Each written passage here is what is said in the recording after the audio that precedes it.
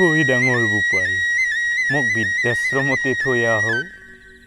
এনেকৈ আৰু নোৱাৰিও বোপাই, বন্ধ কোঠালিৰ ভিতৰত অকলে অকলে মৃত্যুলৈ বাট চাব।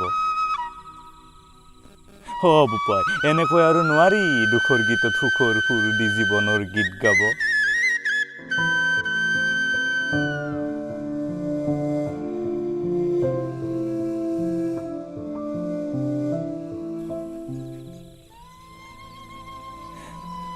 জান বোপাই, জীৱনৰ সকলোখিনি সময় তহঁতৰ নামতে বিসৰ্জন দিলোঁ।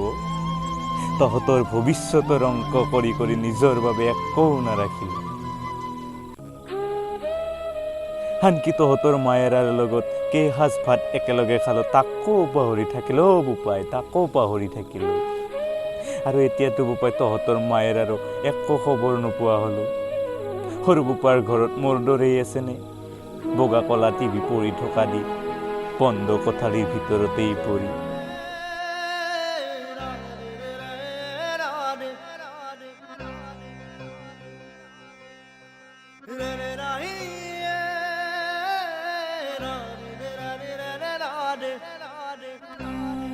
হৈ ডাঙৰ বোপা, তই সৰু বোপাকো খবৰ এটা পঠিয়াই দিবি অ'।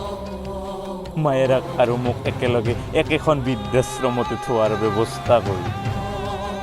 জান ডাঙৰ বোপা, মই মায়েৰাক কথা দিছিলোঁ যে জীৱনৰ শেষ উশাহটো দুয়ো ভগাই ল'ম।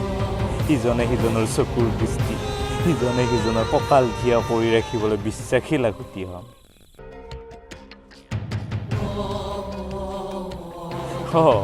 বোপাই, এতিয়াতো আমাৰ শেষ ভৰসা বৃদ্ধাশ্ৰমেই দেচোন। ৰসিলা মায়াৰ পৃথিবী